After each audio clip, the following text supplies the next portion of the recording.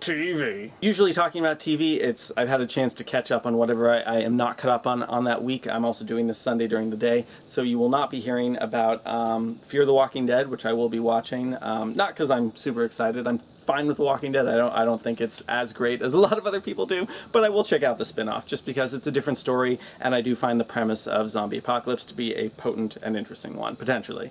Hannibal I haven't watched yet. Maybe I'll talk about that if I get a chance, but that was last night's episode. We'll see if I talk about that. The big thing I want to talk about this week is, just like I thought that it was going to be really weird watching something on the USA Network, Mr. Robot. Last week's episode, by the way, was incredible. What an amazing reveal to have in episode 8 of the first season that totally changes your perspective of everything that's come before and really kind of blows up the premise and makes you think, where's it going to go now? That's all I'm going to say about that episode, because you should just watch it. Mr. Robot, really enjoying the show so much. But this week, Unreal on the Lifetime Network. That's right, I'm watching something on the Lifetime Network, not a one-off silly show that I'm making fun of, or a one-off silly movie that I'm making fun of. This is an actual show that is very well done, even though the premise is exactly the kind of thing you would think would be on the Lifetime Network. This is about a dating show, a la The Bachelor. Dating Naked, I think, is the new big one. I've never watched a dating show in my life. I don't think I've seen a full episode, probably never more than a couple minutes if it was, on while I was flipping through stations.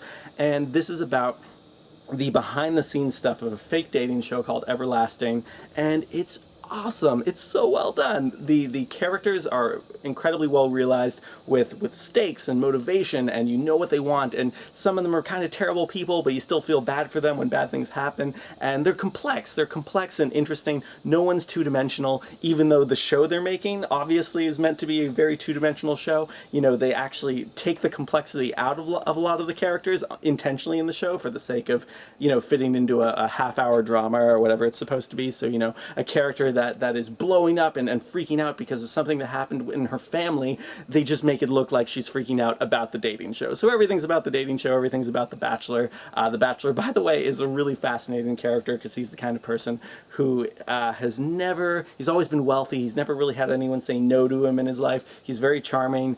Sometimes he's a bit of a tool, a bit of a douche. Obviously, he's on a show where, 20-something women are competing to win his affections, which is kind of ridiculous, but he's a fascinating character too. I just really like everything being done on the show. I'm like 7 or 8 episodes in. I watched all these this week. It's good. Like, I really enjoyed going from one episode to the next. It pulled me through really well. There's a cool soundtrack that's kind of dark. It's got this kind of like dun bum boom boom. It feels very like edgy and, oh, what's going to happen? Seems evil. You could totally have it playing while you're murdering someone or something, but in a really sneaky way. Anyway, Unreal, I highly recommend you check that out. The only other stuff I've been watching this week is while working on like Spider-Gwen stuff. I've had Bojack Horseman going on in the background. I finished the first season. I really enjoyed it. I do need to go back and watch it again because I don't think I comprehended as much of it as I should have. I can say that I do see what all the fuss is about. It is a very well-crafted show. It's sad, it's funny, the characters are all very interesting, and anyway, I just recommend it. I recommend it, check it out, and I hope to give more thoughts on it when I finish Season 2, or go back and rewatch Season 1, which I think I will do. True Detective, the ending was hilarious and bizarre, and I didn't care about it at all. It took me, I think, 3 tries to get through that hour and a half. I wasn't a huge fan of the first season. I really enjoyed Matthew McConaughey's performance, and that was about it. I didn't care who the Yellow King was. I wasn't interested in deconstructing any of the weird symbolism or stuff. I appreciated the artfulness of some of the long takes, some of the cinematography and composition, but I wasn't that invested in the first season, and from what I understand, the second season really just took a lot of the more ridiculous elements of the first season, and for some reason decided to blow those up and make those bigger. I like Taylor Kitsch, I like Rachel McAdams, I like Colin Farrell.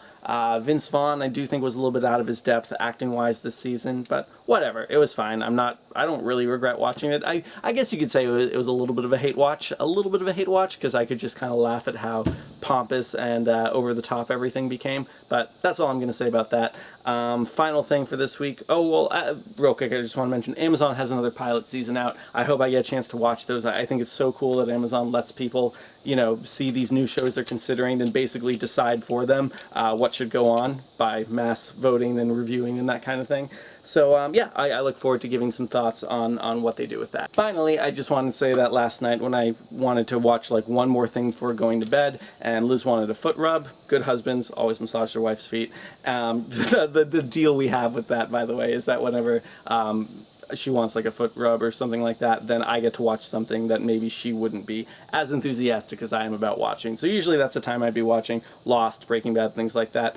So I pulled out an episode of Lost called Le Fleur last night, which I thought I remembered that it had to do with Sawyer transitioning over a course of years between being with Juliet, and I primarily wanted to watch it because I really like the Sawyer-Juliet relationship much more than anything to do with Kate. I don't understand the fuss about Kate. Liz doesn't either. We don't see any dimensionality in that character. No fault really to Evangeline Lilly. I think she plays the part fine. It's just not a very well-written part. She's always running from things. She doesn't have a lot of dimension or character or motivations to be an active doer of stuff. You never really know what's driving her, and you don't really care. Juliet, much more complex, much more interesting. There's a sadness to her, a kind of a deep-seated wanting, need, awareness of what her place is in the world that is kind of heartbreaking and much more interesting to watch, I think, than Kate. Anyway, what I found interesting about this episode, which is a fantastic episode, by the way the way it juggles going back and forth between this 3-year time jump, all the while being in the 70s, and then at the end having all the other Losties show up and being like, what? How did they get here?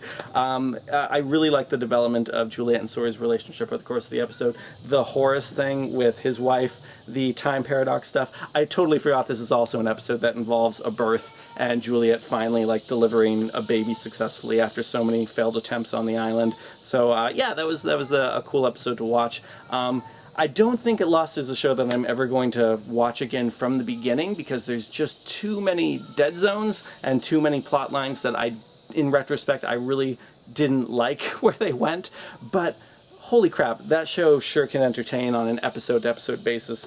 And I think probably for as long as I will be watching TV, there will be times when I just feel like watching a Lost episode, and I'll pull out The Constant, I'll pull out the pilot, I'll pull out, the episode with Charlie dying. Is that There's No Place Like Home? No, it's the end of Season 3, which, by the way, reminds me a lot of Metal Gear Solid 2.